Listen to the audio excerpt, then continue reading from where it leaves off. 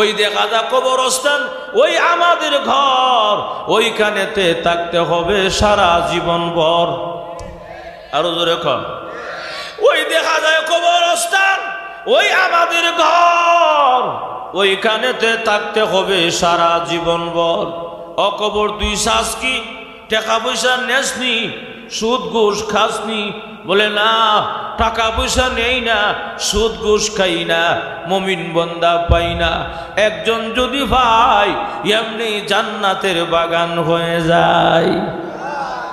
এই জন্য আমার তেলাওয়াত কিন্তু হাদিসে আল্লাহর রাসূল বলেছেন, আল কবরু রাউযাতুম মিন রিয়াজিল জান্নাহ আও হুফরাতুম মিন হুফারিন নার।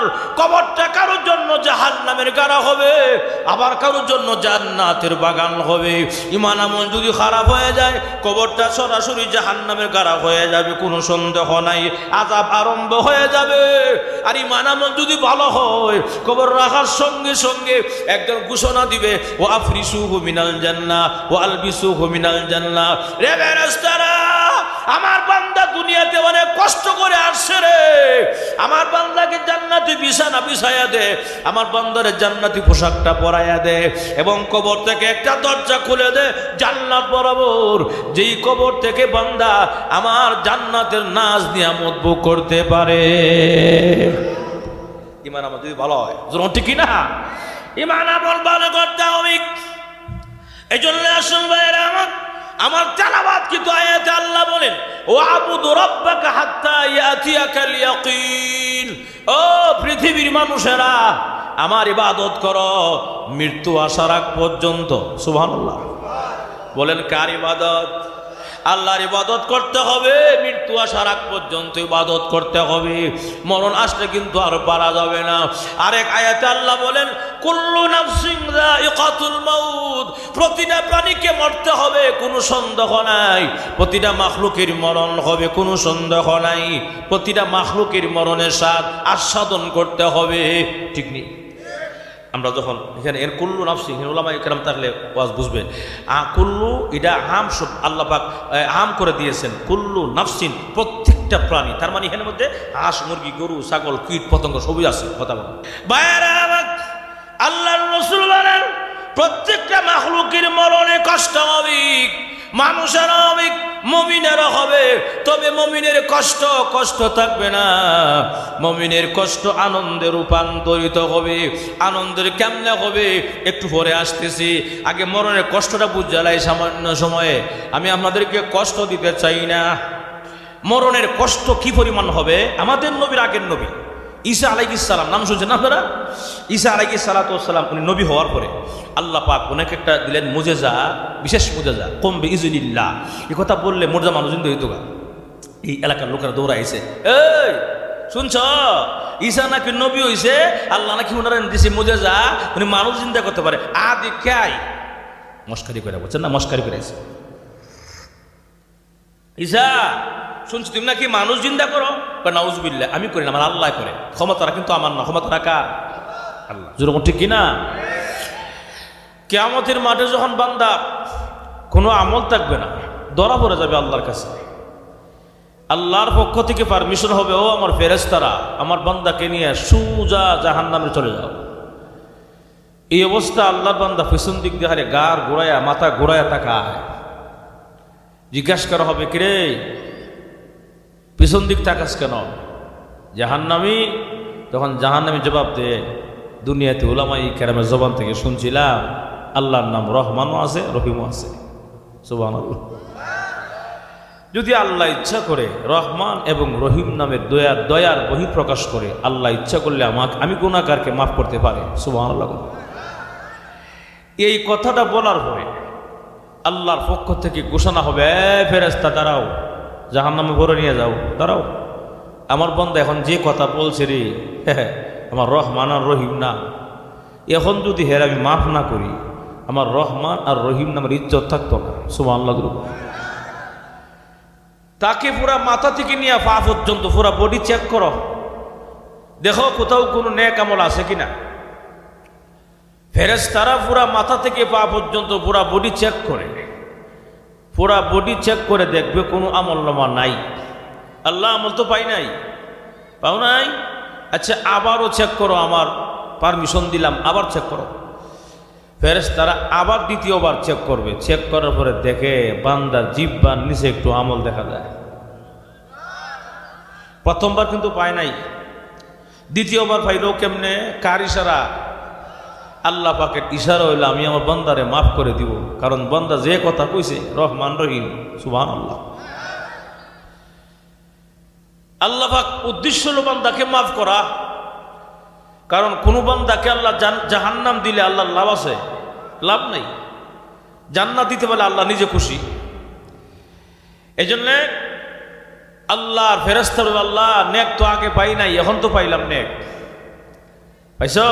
আচ্ছা দূরবীন লাগাও। দূরবীন বুঝেন আপনারা? অনেক দূরে যন্ত্র দেখা যায়। দূরবীন লাগাও, তথ্য লাগাও, তথ্য লাগায় দেখো এই আমলটা কোন জায়গায়। সুবহানাল্লাহ। ফেরেশতারা বলবে প্রভু দূরবীন লাগাইছি, তত্ত্ব লাগাইছি, পাইছি গো কোন জায়গার আমল, কোন জায়গা? ওই যে ঢাকা দমরাই, উত্তর হাতকড়া, পূর্বপাড়া বাইতুল মামুর মসজিদের মাহফিলে বসছিল গো এই বসার আমল। আরো যেরকম রাস্তারা শোনো, আমার বান্দাই মাহফিলে কেন বসা ছিল রে? আল্লাহ তোমার জান্নাতের আশা, জাহান্নাম থেকে মুক্তির আশায়, আল্লাহ তোমাকে পাওয়ার আশায় আরামের ঘুমকে হারাম করে আরামের বিছানাকে লাথি মেরে বান্দা বসা ছিল। ওরে ফেরেশতারা বলো দেখি আমার বান্দাকে জান্নাত দেখছেনি? বলে না। জাহান্নাম দেখছেনি? বলে না। আমাকে দেখছেনি? না। এরপরে বসা ছিল।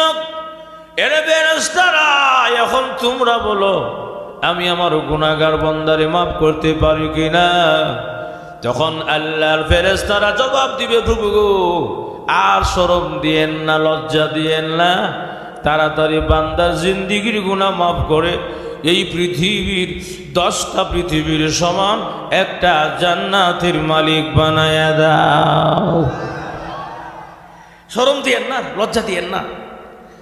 ফেরেশতারা বলল শরম দিয়েন না। এর কেন বলল? এর কারণ আছে না নাই?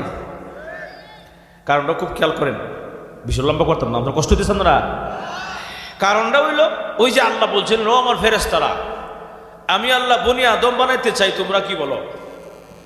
তো ফেরেশতারা বলছিল আল্লাহ জাতি বানায় লাভ নাই, যেই জাতি দুনিয়া দাঙ্গা হাঙ্গামা করবে, মারামারি করবে, কাটাকাটি করবে, রক্তপাত করবে, হেরা বানায় লাভ নাই, আমরাই বালা। ঠিক না? আমার কথা না, আল্লাহ কোরআনে নিজে বলছেন وَنَحْنُ نُسَبِّحُ بِحَمْدِكَ وَنُقَدِّسُ لَكَ قَالَ إِنِّي أَعْلَمُ مَا لَا تَعْلَمُونَ। প্রভু আর জাতি বানায়া লাভ নাই, আর গ্যাদারিং করেন না।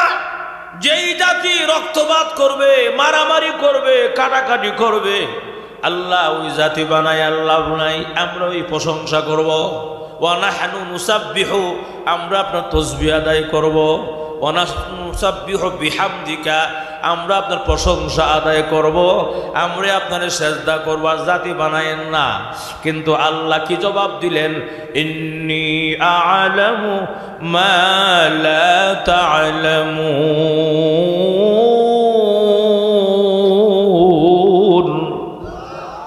রে ফেরেশতারা শুনো, কোন জাতি বানাইলে ভালো হবে, কোন জাতি বানাইলে খারাপ হবে, এটা দুনিয়ার কেউ না জানলেও আমি আল্লাহ ভালো করেই জানি।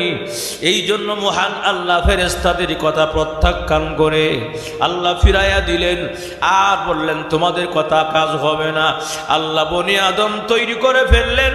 এখন যে বনি আদম মারামারি করার কথা, কাটাকাটি করার কথা, রক্তপাত করার কথা। এই বনি আদম দেখা যায় আরামের ঘুমকে হারাম কইরা মাহফিলে বৈশা রয়েছে জান্নাতের আশায়, জাহান্নাম থেকে মুক্তির আশায়। আল্লাহ গো আর শরম দিও না, লজ্জা দিও না, তাড়াতাড়ি মাফ করে জান্নাতের মালিক বানায়া দাও। এখন বুঝছেন নি কেন লজ্জা দেন না বললো? ওই যে বলছিল আর বানায় লাভ নাই, আল্লাহকে বানায় দেখ লাভ হয়েছিনি। সুবহানাল্লাহ জোরে রাস্তা শুনো, আমি আমার বান্দাকে সব গুনাহ মাফ করে দিয়া আমার বান্দাকে জান্নাতের মালিক বানায়া দিলাম। সুবহানাল্লাহ। কোন জায়গার আমল? হাত করা মুবারক বাইতুল মামুর জামে মসজিদের মাহফিলে যে বইছিল রে কয়েকটা মিনিট, কয়েকটা ঘন্টা, এই বসাকে পছন্দ করে আমি আল্লাহ তাকে জান্নাতের মালিক বানাইয়া দিলাম। লাভ আসেনি? ওখানে দিয়ে আসতে আসে না নাই? কিন্তু আপনাদের বসার সিস্টেম দিকে আমার কাছে লাগে একজন একজন লোক মনে হয় 1 মাস ধরে কথা কয় না। ঠিক না বাবাজি? আপনার না খারাপ দেওয়া এটা খালি আছে বন মুরগ বন বন ইনশাল্লাহ। তাহলে যদি সুন্দর করে বসতে লাড়াচাড়া দিয়ে এখন অত শীত আইসে না, ঠিক না? যদি ওই জায়গাটা বসতে একটু গরম হয়েছে জায়গাটা, যদি জান্নাতের আশা থাকে, জাহান্নাম থেকে মুক্তির আশা থাকে, একটু কষ্ট না করে লইব। জান্নাত পেতে গেলে কষ্ট করতে হয়। আমরা যারা জান্নাত চাই সামনে আগাই, আর জান্নাত না সেরে বয়ে থাকেন ওখান থেকে মুখে একটা জান্নাত চাই। এই পরীক্ষা পড়ে গেছে যেরকম মাশাআল্লাহ আলহামদুলিল্লাহ, দেখবেন কিছুক্ষণ পরে পিছিয়ে জায়গা নাই। কথা বুঝছেন? সিরিয়াল ধরছে, আবার সিরিয়াল ধরছে ইনশাল্লাহ। সামনে আগান ইনশাল্লাহ, সামনে আগান মাশাআল্লাহ। আপনাদের এই সাইডে আমি প্রথম আসছি, এদিকে আর আসি নাই, দামরায় আরও আসছে অন্যদিকে আশেপাশে, কিন্তু এই সাইডে আসি নাই, এই প্রথম আজকে। ভাইয়ার আমার, তাহলে আসুন, আল্লাহ রাব্বুল আলামিন আমাদেরকে জান্নাত দিবেন। আল্লাহ পাকের ওয়াদা, অবশ্যই যদি ঈমান আমল ঠিক থাকে আমাদের আল্লাহ জান্নাত দিবেন। এখনও যারা মাহফিলে আসে নাই, ঘুরাইতেছে, রাস্তা গল্প করতেছে, শ্বাসস্থলে চা খাইতেছে, দোকানপাটে আড্ডা দিতেছে, আছে না নাই? টিভির সামনে বসা, আছে না নাই? এরাও একদিন আফসোস করে বলবে আল্লাহ কেন যে এই মাহফিলে গেলাম না রে, মাইকের আওয়াজ ঠিক এখানে আসছিল, আমি শ্বাসস্থলে বসা আছিলাম, টিভির সামনে বসা আছিলাম, কেন গেলাম না রে? যদি আজকে যাইতাম আজকে কত নেকের অংশীদার হইতাম। সুবহানাল্লাহ জোরে বল। আমার কথা না, আল্লাহ নিজে কোরআনে বলবেন। বান্দা কি বলবে? আল্লাহ নিজে কোরআনে জানা দিয়েছেন, ربنا أبصرنا وسمعنا فارجعنا نعمل صالحا إنا موقنون।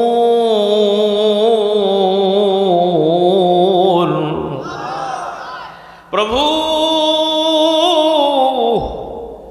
আমাদের রব, আবসারনা, এখন চৌকে দেখেছি পূর্ব হাতকুড়া কবরস্থানে কি আযাব আরম্ভ হয়ে গেছে, এখন চৌকে দেখতেছি গো। ওয়াসামি'না, এখন কান দিয়ে শুনতেছি কি ফিডার আওয়াজ আরম্ভ হয়েছে, মায়ের আওয়াজ, রুম ধরুম, ঠিক নেই। ফারজি'না, আমাকে আবার হাতকুড়া কবরস্থান পাঠাও। হুজুর হাতকুড়া কবরস্থান আসেনি, কোরআন শরীফ ডাইরেক্ট আসেনি বলে না, ডাইরেক্ট নাই, ইনডাইরেক্ট আছে। বলি কেমনে? যারা ছাত্র আছে মাদ্রাসায় পড়ে, গ্রামার বুঝে, আরবি গ্রামার, হেরাও বুঝবো। রাজা ইয়ারজিউ, বাবে জরাবা ইয়াজরিবু থেকে আসছে, আল্লাহ ওই জায়গায় পাঠাও যেই জায়গা আমার দাফন করা হয়েছিল। তার মানে হইল যদি কাউকে চট্টগ্রাম দাফন করে, আল্লাহ আমাকে চট্টগ্রাম কবরস্থান পাঠায়া দাও। যদি কাউকে ঢাকার আজিমপুর কবরস্থান দাফন করে, আল্লাহ ঢাকার আজিমপুর কবরস্থানে পাঠায়া দাও। যদি ধামরাই দাফন করে, আল্লাহ ধামরাই কবরস্থান পাঠায়া দাও। যদি কাউকে এই হাতকুড়া পূর্বপাড়া কবরস্থান দাফন করে, আল্লাহ হাতকুড়া পূর্বপাড়া কবরস্থান পাঠায়া দাও। কেন রে? না আমাল সালিহা, এখন থেকে আমি আমল করব, নামাজ পড়ব, রোজা রাখবো, হজ করব, যাকাত দিব, আল্লাহ গুনাহ করব না, ব্যভিচার করব না, জিনা করব না, জুলুম করব না, আল্লাহ ভাই হইয়া বোনের হক নষ্ট করব না, ভাই হইয়া ভাইয়ের হক নষ্ট করব না, আল্লাহ দিনের কাম রাইতে সারব না। ঘুমাই গেছেন না? আসেন নাই সমাজ? আমরা জ্বলন্ত প্রমাণ দেখি 16 বছরে বুড়া বুড়ির আগের দিনই কাম শেষ। কথা বল। 16 বছর আমরা কি দেখছি? নির্বাচন আগের দিনই রাতকালে কাম শেষ, দিনের কাম রাত শেষ। কথা না, দিনের কাম রাত শেষ। আর শুধু একটা মানুষকে দেখানোর জন্য যে বুড়া বুড়ি, আসলে আগের দিনই শেষ। যেরকম ঠিক কিনা? আর তিসেও ইচ্ছা মতো কেউ মার রে ভাই মার, যুদ্ধ করে মার, আল্লাহ আল্লাহ বলিয়া শব্দে নৌকার মধ্যে পড়িয়া। যেরকম ঠিক কিনা? আমরা কপাল পোড়া জাতি, আমরা 16 বছর ভিতরে একটা বুদ্ধি তারলাম না। কথা বলা, এই হলো আমাদের দেশের হালত ছিল, অবস্থা, স্বৈরাচারের হালত। আল্লাহ পাক এমনভাবে শোচনীয়ভাবে আল্লাহ পরাজয় বরণ করেছে, শেষ পর্যন্ত 12 প্রকারের খাবার খাওয়ার সুযোগ পাইছে না। কথা ঠিক না? তাহলে আল্লাহ রাইতের কাম দিনে আর করবো না, এখন থেকে বুঝা লাইছে আর জিনা করবো না। আল্লাহ দেখবেন আমাদের সমাজে অনেক সময় দেখা যায় ভোরবেলা একদম ওই ফজর আজান আগে আগেই বের হয়ে যায়, অন্ধকার থাকতে গিয়ে আওয়ারে যা বা খেতে যা, গিয়ে ডান দিক থাকা কেউ নাই, বাম দিক থাকা কেউ নাই, পিছনে থাকা কেউ নাই, এমনি আরেকজনের খেতে লাইল কাইটিয়া নিজের কত পানি সারে মাগ না আসলে নাই। আল্লাহ কয়, তখন বান্দা বলবে আল্লাহ রাইতের কাম রাইত আর দিনে করতাম না, দিনের কাম রাইত না, যেটা সময় করবো আর অসুবিধা হইতো না। আল্লাহ অন ভাড়াইয়া দাও, আর ভাড়াইব নি, আর আর পাঠানো হবে। আল্লাহ বলবেন কিরে বন্দা এখন কস কেন, এখন কেন কস? দুনিয়াতে অনেক পয়গাম্বর, লক্ষাধিক পয়গাম্বর পাঠাইছিলাম তাদেরকে বোঝানোর জন্য। অনেক উলামায়ে কেরাম তাফসীর মাহফিল, ওয়াজ মাহফিল করে বোঝাইছিল, কানে লস নাই। অনেক উলামায়ে কেরাম বয়ান করছিল, দাওয়াত ও তাবলীগওয়ালা ভাইরা তোদের দৌড়া দৌড়ে গেছিল, কথা বল, কিন্তু অবহেলা করছিল। ঠিক কিনা? আমার কথা না, আল্লাহ কোরআনেই বলেন। আয়াত বলবো না, অসুবিধা? আল্লাহ আয়াতে বলেন, سألهم خزنتها ألم يأتكم نذير।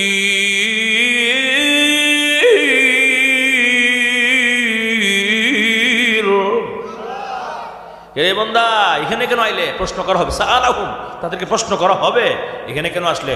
সংবাদদাতা যায় নাই, নবী রাসূলুল্লাহ যায় নাই, এখানে কেন আইলে? ওলামায়ে কেরাম বয়ান করছেন না, এখানে কেন আইলে জাহান্নামে ভারো? বান্দা কি বলবে? এরপর অংশ আল্লাহ নিজেই কয়, বান্দা কি বলবে? ক্বালু বালা ক্বাদ জাআনা নাযীর।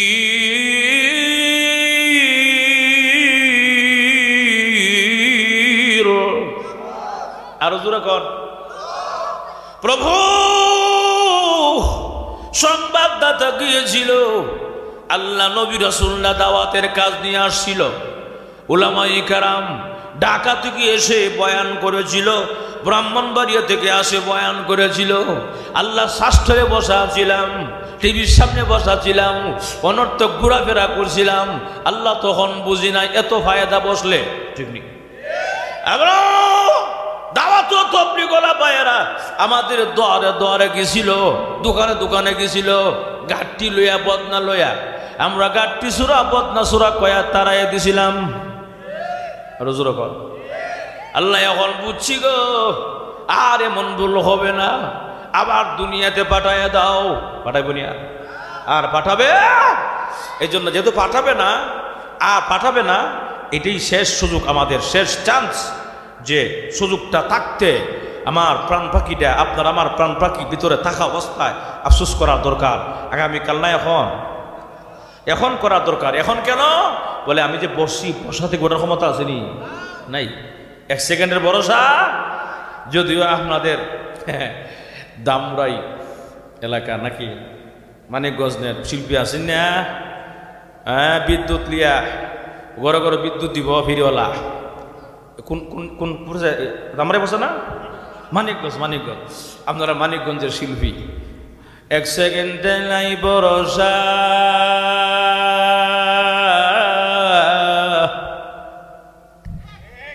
আবার আমি টেলা মারে আছে না নাই? 1 সেকেন্ডের ভরসা কয়া দেয়, শ্বাসটা বার করলো, শ্বাসটা বিতরণের ক্ষমতা আসেনি, নাই। গান বলা বড় সহজ, বোঝা কঠিন, যেরকম ঠিক কিনা? 1 সেকেন্ডের ভরসা আসলেই নাই, যেরকম ঠিক কিনা? কেমনে বোঝাই? আমাদের মসজিদ যখন ইমাম সাহেব নামাজে দাঁড়ায়, মুয়াজ্জিন যখন একামত দেয়, একামতের লাস্ট শব্দটা কি বলে? লা ইলাহা। খুব খেয়াল করেন, লা ইলাহা ইল্লাল্লাহ বলার পরে ইমাম সাহেব নামাজের তাকবীর বলে কয় ঘন্টা পরে? লগে লগে না, লগে লগে লগে লগে বললো, দেখবেন যে কয়েক সেকেন্ড জায়গা, আটটা উঠাইতে সোজা করতে তার বান 2 জায়গা 2-3 সেকেন্ড কথা বলা। কিতাবের মধ্যে লেখে ওই যে মুয়াজ্জিনের লা ইলাহা ইল্লাল্লাহ, ইমাম সাহেবের আল্লাহু আকবার বলার আগে যে কয়েকটা সেকেন্ড সময়, এই কয়েকটা সেকেন্ড সময় হলো আপনার আমার এই দুনিয়ার জীবন। কয়েক সেকেন্ডের দুনিয়া, এই সেকেন্ডের দুনিয়া লেগে বাহাদুরি আমরা করি, মনে জীবন আর মরতাম না, জোর উঠে কিনা? সামান্য হায়াত আমাদের। যখন মার গর্ভ থেকে ভূমিষ্ঠ হয়েছিলাম, দুনিয়াতে আসছি মাত্র, দাদা খুশি, নানা খুশি, সদ্য কুষ্ঠ খুশি। দাদা বলে আমার নাতি হয়েছে, মামা বলে আমার বাইক না হয়েছে, চাষা বলে আমার বাতিজা হয়েছে, কি খাইবে কবে ওটা মিষ্টি কথা বলা। কিন্তু ডান কানে আজান দিছে, বাম কানে দিছে না নাই? ডান কানে আজান, বাম কানে একামত। কেন দিল একামতটা আমরা চিন্তা করলাম না কেউই। মুহাদ্দিসিনে কেরাম বিভিন্ন হাদিসের ব্যাখ্যার মধ্যে বলে ডান কানে আজান দেয় কেন, এর কারণ উল্লেখ করেছে। ডান কানে আজান দিয়ে একটা কথা বুঝাইয়া দিল, ওরে নবজাতক শিশু, এমন একটা দুনিয়াতে আগমন করেছ রে, যেই জীবনের শুরু আছে এবং শেষও আছে। তোমার দুনিয়ার জীবন শুরু হয়ে গেছে এবং তোমার কানে আল্লাহর ওয়াহদানিয়তের বাণী, আল্লাহ বরত্বের বাণী তোমার কানে পৌঁছায় দেওয়া হয়েছে। আল্লাহ এক, তার কোনো শরীকদার নাই। আল্লাহ কয়জন? আরো জুড়ে কোন সন্দেহ আছে? যদি 2 জন আল্লাহ থাকতো, 2 জন আল্লাহ থাকতো, তাহলে দুনিয়া ধ্বংস হয়ে গেল কথা। যেমন আমরা শেখ হাসিনা কয় আমার বাপের দেশ, আরেকজনকে আমার জামার দেশ, কথা না। এখন যদি কয় আমরা যে যিনি ফালাই গেছে গা, উনি যদি কয় আমার বাবার দেশ, আমি হরতাল দিব, কথা না। আরেকজন যদি আমার স্বামীর দেশ, আমি হরতাল দিব না, এই মারামারি কথা ঠিক না? 2 জন আল্লাহ বলে কইল কি আমি আজকে রুদ্র দিব, আর এক আল্লাহ বাবা আমি বৃষ্টি দিব, এই লাখ মারামারি কথা না। এর লেগে আল্লাহ কয় আমি এক, আমার কোনো শরীকদার আল্লাহ, আমার কথা না। আর এক আল্লাহ নিজে বলেন, লাউ কানা ফীহিমা আলিহাতুন ইল্লাল্লাহু লাফাসাদাতা।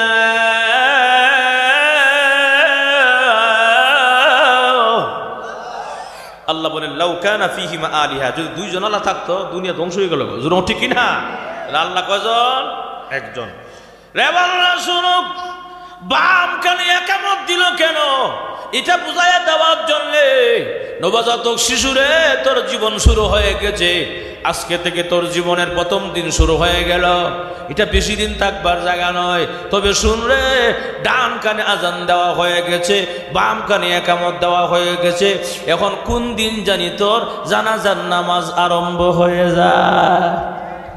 আমরা জানাজার নামাজে আজানও না, একামতও নাই। কেন নাই? আগে হয়ে গেছে গা, কথা না মিশা কত কিছু নাকি? তাহলে ডান কানে আজান দে, বাম কানে একামত দে, বাকি আছে কি? নামাজ। বাকি আছে কি?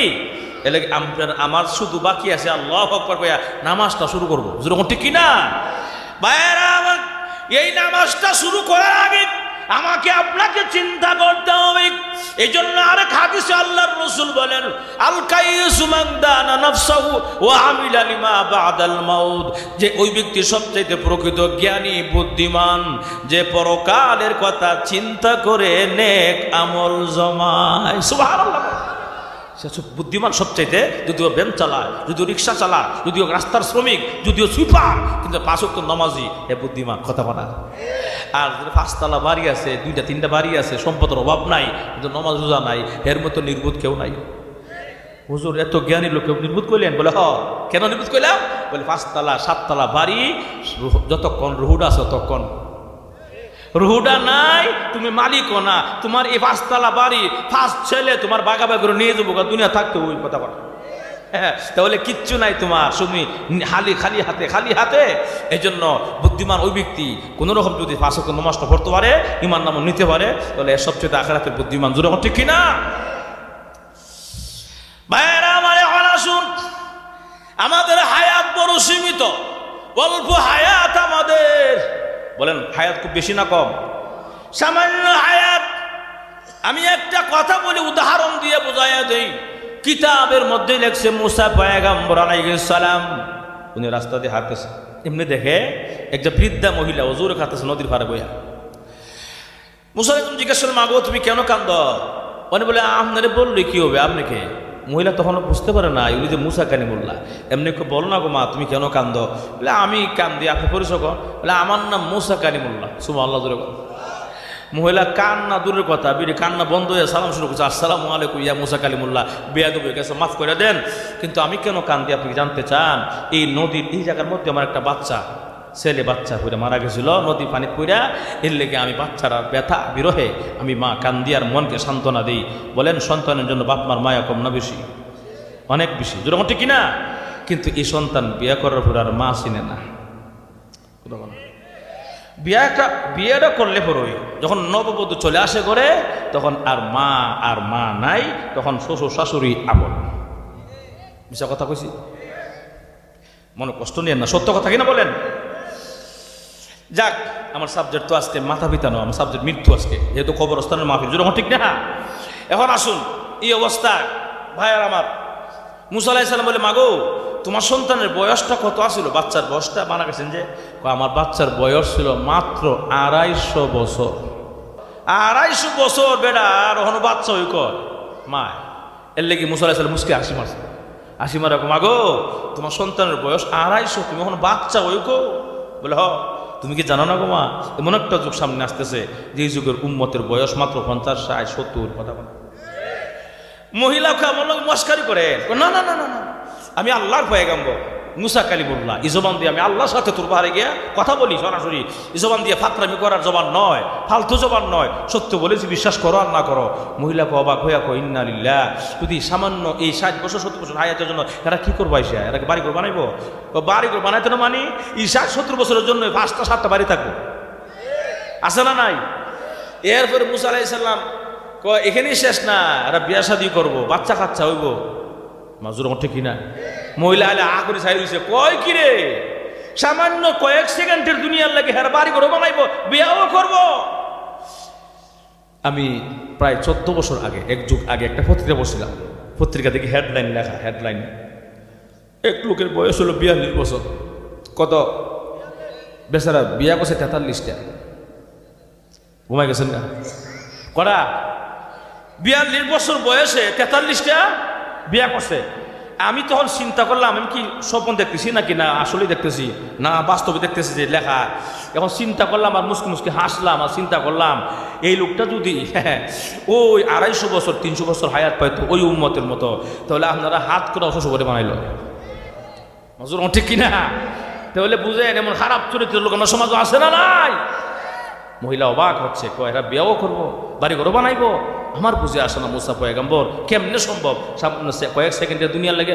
এই কিস রে, হ্যালো বসো, আমি বলবো না মুরব্বী মুরব্বী, বসো বসো, আর কয়েক মিনিট ইনশাল্লাহ, বসো বাবা। এখন এমনি মানুষ কম কথা বুঝছেন, মানুষ কম দিলে মুখটা কথা হয় না, যেরকম ঠিক না ভাইয়ের আমার? তাহলে আসুন, এখন এই অবস্থা, মুসা আলাইহিস সালাম বলে, মাগো কথা বাস্তব যা বলেছি। ভাইয়ের আমার মুসা আলাইহিস সালাম কি মহিলা জবাব দেয়, ও আল্লাহর পয়গম্বর মুসা, যদি মহান আল্লাহ আমাকে ওই 50 আর 60-70 বছরের হায়াত আমাকে দিত, ওই যে খেজুর গাছটা দেখা যায়, খেজুর গাছের নিচে বসে বসে আল্লাহর জিকিরি করতে করতে সময়টা কাটায়া দিয়া জান্নাতের মালিক হয়ে যেতাম। কয়েক সেকেন্ডে দুনিয়া লেগে বাড়ি করো, আমি খেজুর গাছের নিচে বই আল্লাহ আল্লাহ করলাম। যেরকম ঠিক কিনা ভাইয়ের আমার? তাহলে বোঝা গেল আমাদের হায়াত বড় সীমিত, সামান্য হায়াত। আমাদেরকে হায়াতটাকে গনিমত মনে করতে হবে, নিয়ামত মনে করতে হবে। ও ভাই, আমাদেরকে গোসল করাইয়া কাফন পরাইয়া কোন জায়গায় রাখে? আরো জোরে কর। আমি যখন প্রাইমারি স্কুলে পড়ি, ক্লাস 4 একটা বাংলা বই আসল, এটা কবিতা পড়ছিলাম, দেখি আপনারা পারেন কিনা। ওই দেখা যায় তাল গাছ, হ্যাঁ আছে না, আছে না? ওই দেখা যায় তাল গাছ, ওই আমাদের গা, ওইখানেতে বাস করে কানাবুগি। ও বগি তুই শ্বাস কি? ফান্তা ভাত খাসনি? বলে না, ফান্তা আমি খাই না, পুঁটি মাছ পাই না, একটা যদি পাই এমনি ধরে আসে না নাই। এ হাত কুড়ার মানুষ, আমি একটা কবিতা আজকে কয়া যায় আর আই কি নাই বলা যায় না। একটা কবিতা বলা যায়, ওই কবিতার সঙ্গে মিল রেখে একটা কবিতা আজকে বলে যাই। ওই দেখা যা কবরস্থান, ওই আমাদের ঘর, ওইখানেতে থাকতে হবে সারা জীবন ভর। আরো জোরে কর। ওই দেখা যায় কবরস্থান, ওই আমাদের ঘর, ওইখানেতে থাকতে হবে সারা জীবন ভর। অকবর তুই শ্বাস কি? টাকা পয়সা নেসনি, সুদ ঘুষ খাসনি? বলে না, টাকা পয়সা নেই না, সুদ ঘুষ খাই না, মুমিন বান্দা পাই না, একজন যদি ভাই এমনি জান্নাতের বাগান হয়ে যায়। এই জন্য আমার তেলাওয়াত কিন্তু হাদিসে আল্লাহর রাসূল বলেছেন, আল কবরু রাউযাতুম মিন রিয়াজিল জান্নাহ আও হুফরাতুম মিন হুফারিন নার। কবরটা কারোর জন্য জাহান্নামের গাড়া হবে, আবার কারোর জন্য জান্নাতের বাগান হবে।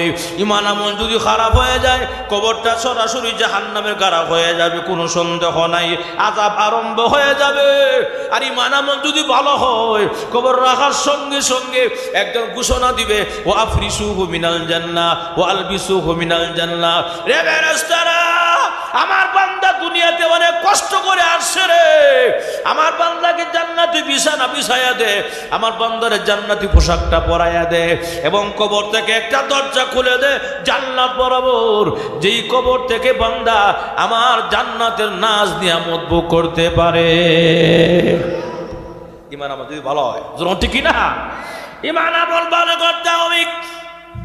এই জন্য আসল ভাইয়েরা আমার তেলাওয়াত কিন্তু আয়াতে আল্লাহ বলেন, ওয়াবুদু রাব্বাকা হাত্তা ইয়াতিয়াকাল ইয়াকিন। ও পৃথিবীর মানুষেরা, আমার ইবাদত করো মৃত্যু আসার আগ পর্যন্ত। সুবহানাল্লাহ বলেন, কার ইবাদত? আল্লাহর ইবাদত করতে হবে, মৃত্যু আসার আগ পর্যন্ত ইবাদত করতে হবে, মরণ আসলে কিন্তু আর পারা যাবে না। আরেক আয়াতে আল্লাহ বলেন, কুল্লু নাফসিন যায়িকাতুল মাউত। প্রতিটা প্রাণীকে মরতে হবে, কোনো সন্দেহ নাই। প্রতিটা মাখলুকের মরণ হবে, কোনো সন্দেহ নাই। প্রতিটা মাখলুকের মরণের স্বাদ আস্বাদন করতে হবে, ঠিক নেই?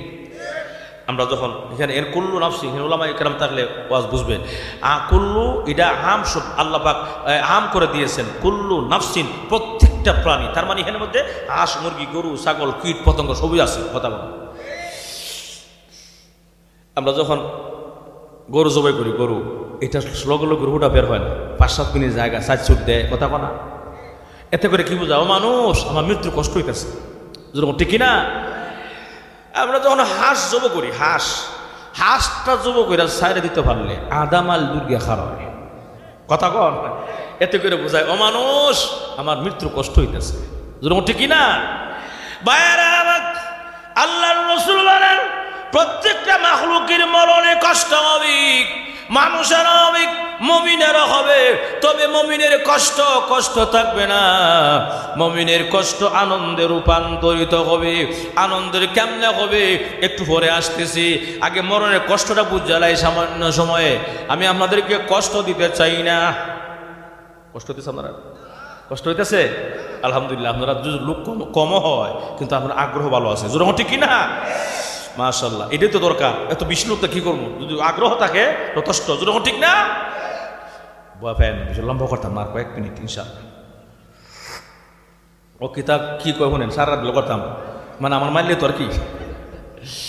প্রত্যেক দিন প্রোগ্রাম, আগামীকালকে শরীয়তপুর জুমার পরে, এরপরে দিন আবার কামালপুর, কথা বলছেন। এইভাবে দৌড় আরম্ভ করেছি, রমজান শেষ পর্যন্ত দৌড় আছে, ওই রমজানের পরে আবার দৌড় শুরু হইব, ঠিক না?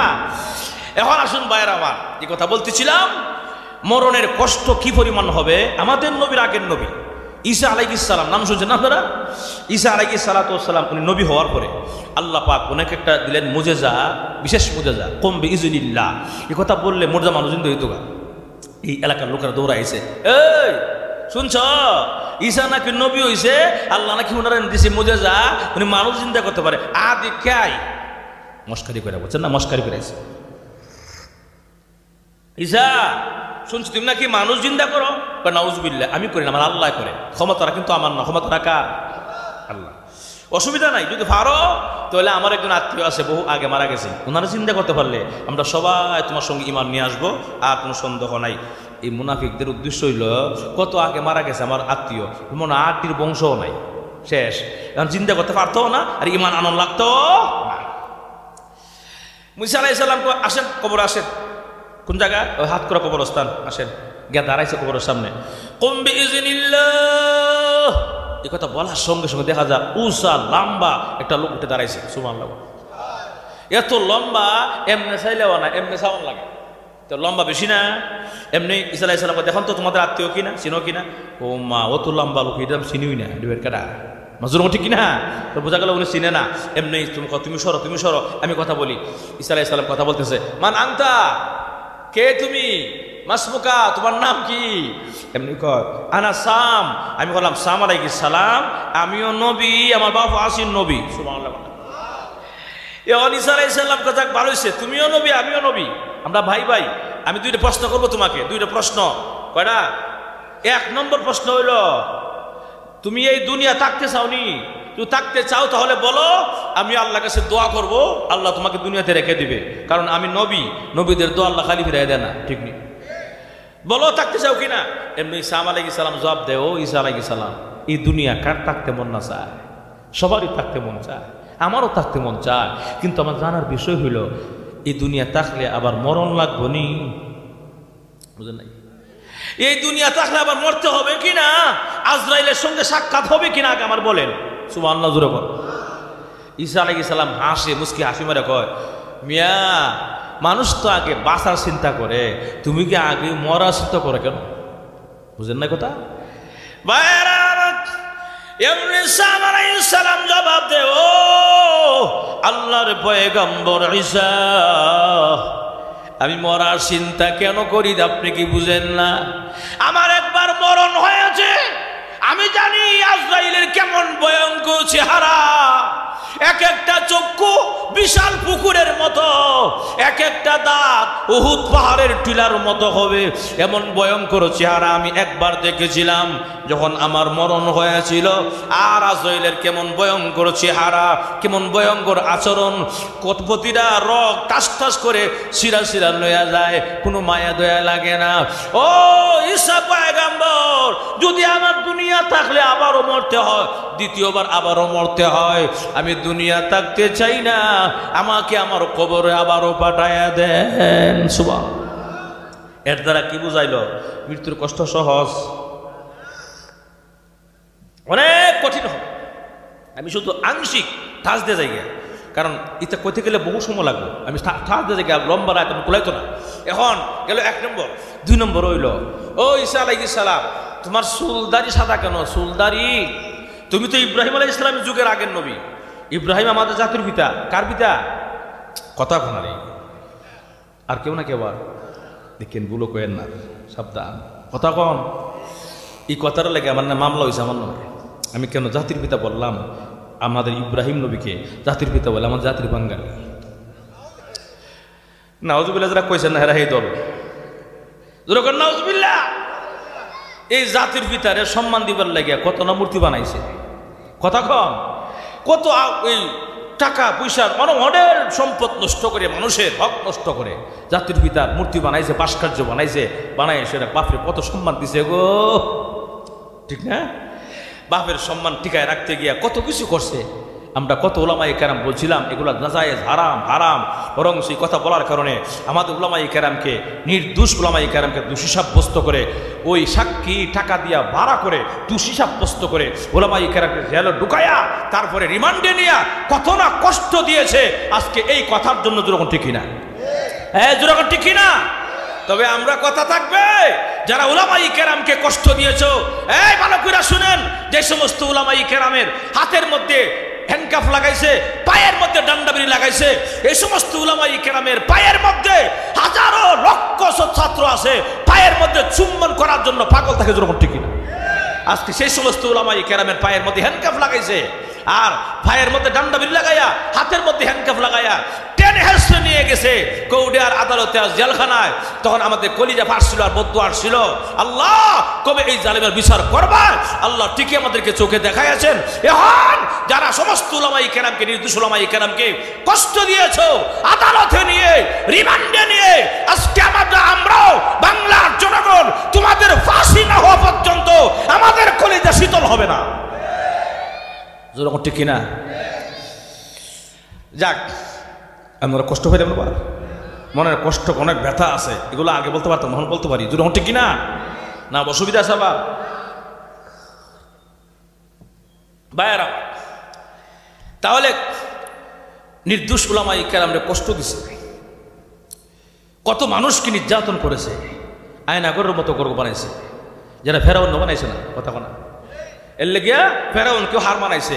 আয়নাগরের মতো ঘর, যে গো সিফা ঘর, দুনিয়ার আলো বাতাস দেখা যায় না, না খাওয়াইয়া দুঃখে দুঃখে মানুষ মরছে, কত মানুষ মরছে, অসংখ্য গণিত মানুষ মারা গেছে এই আয়নাগরের মধ্যে, কত না নির্যাতন করেছে।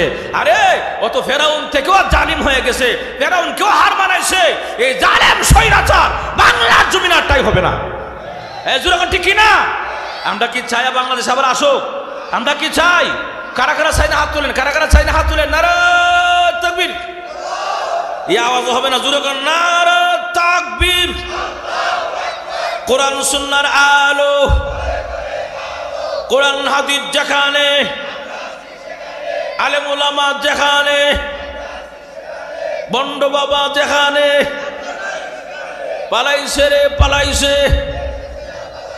শেখ হাসিনা পালাইছে। নারা তাকবীর। আতলামান যে একটা খুশি হয়েছে, ও মানুষ যখন ফালাই গেছেন ফাঁসি আগস্টে, দুপুরবেলা কেউ ভাত খাইছে না, সারা বাংলাদেশের মানুষ খালি লাফাইছে, খালি খুশিতে। আল্লাহ দেশটা শান্তি করছে। কের ঈদ মেয়া, রোজা ঈদ, বরকাই, সব ঈদ ফের ঈদের কাছে, কথা বলা, কেউ ভাত খাইছে না, যত খুশি হয়েছে এই ফালাই নিয়ে। জোর ঠিক কিনা? বোঝা গেল মানুষকে কি পরিমাণ শান্তি দিছে, মানুষ কত খুশি হয়েছে। মাজুর ঠিক কিনা ভাইয়ার আমার? এই জন্য আমার সবচেয়ে অবাক লাগে জানেন, আরে কষ্ট পেন আমরা, 350 মতো সদস্য আমাদের দেশে, সংসদ সদস্য 350 মতো, একটা সংসদ সদস্য বুকে হাত দিয়ে বলতে পারলো না সব গেল আমি থাকবো, কারণ আমি দোষী না, কথা বলা, একটা সদস্য থাকতে পারে নাই, তার মানে প্রমাণ করে এরা সবাই সন্ত্রাস, বন্ড, বাটফা। মাজুর ঠিক কিনা? শেষ পর্যন্ত পালাইবার রাস্তা হয় না, পুকুরে জাপ দেয়, চিপায় লুকায়, কলা বাতাস হয়ে অজান বাসে না, কথা কোন ঠিক কিনা? আল্লাহ পাক সমস্ত মানুষের বদদোয়া 5 আগস্টে বিস্ফোরণ ঘটাইছে, যেরকম ঠিক কিনা? উনি মনে মনে বাপসুরকে জানেননি, উনি ভাবছিল শাপলা 70 মতো একটা জায়গা, 5 মে ইডারে মাইরে হজম করলেছি, কোনো সমস্যা হয়েছে না, বাপের বেরিয়ে চাপতাম, আমি চাপতাম, কথা কোনা। উনি মনে মনে ভাবছিল যে পিলকানার হত্যা, কোটি কোটি দেশের সম্পদ নষ্ট করছে আমি, আমার কেউ কিছু কইছে না, দেখা যায় আমি তো শেখের বিটি সাদ্দাম। উনি মানে নিজের খুব বড় মনে করতেছে। উনি মনে মনে ভাবছে যে মধু বিরোধী আন্দোলনে ব্রাহ্মণবাড়িয়া অনেক ছাত্র ওলামায়ে কেরাম শহীদ হয়েছে, মধু বিরোধী আন্দোলনে, এখানে অনেক শহীদ করলাম, কেউ কিছু কইছে না, আমি হজম করে লিয়েছি, কাপের বিটি সাদ্দাম আমি, কথা কোনা। দেশটা আমার ওই গদি চাই আমি, লাখ লাখ মোরক গদি চাই আমি, কথা কন। এরপরে উনি মনে মনে ভাবছিল যে 5 আগস্টের আগে যারা এই কোটা বিরোধী আন্দোলনে শহীদ হয়েছে, মানে কয়েকজন লামছে, অল্প মুষ্টি কয়েকজন ছাত্র সংগঠন, ছাত্র লামছে বৈষম্য বিরোধী আন্দোলনে, ভাবছে ওইটা তো কোনো সামথিং ব্যাপার, এটা ব্যাপার হই না, কথা অতগুলো বড় বড়, মানে বড় বড় যেগুলা এগুলা দাগ, এগুলা হজম করে লেছি, এটা কোনো ব্যাপার হই না। উনি মনে করছিল, উনি জানে না আল্লাহ যদি কারো পতন ঘটাই পারছা বড় কিছু দিয়া না, ল্যাংরা মশা দিয়া। মাজুর ঠিক কিনা? ফেরাউনের পতন ঘটাইছিল ল্যাংরা, নমরুদের পতন ঘটাইছিল ল্যাংরা মশা দিয়া, ফেরাউনের পতন ঘটাইছে সুবা হাওয়ায়া। মাজুর ঠিক কিনা? আমাদের স্বৈরাচারের ডাবল ফেরাউনের পতন গড়াইছে আল্লাহ কয়েকজন ছাত্র দিয়া, যেরকম ঠিক কিনা? এই জন্য এখন যারা সামনে এই ক্ষমতার আসনে আসবে তারা যেন সতর্ক হয়ে যায়, কারণ ছাত্র জনতা জেগে গেছে, বৈষম্য ছাত্র আন্দোলন জেগে গেছে, এখন উল্টা পাল্টা সহ্য করবে, যেরকম ঠিক কিনা? আল্লাহ কয়েন না, ক বছর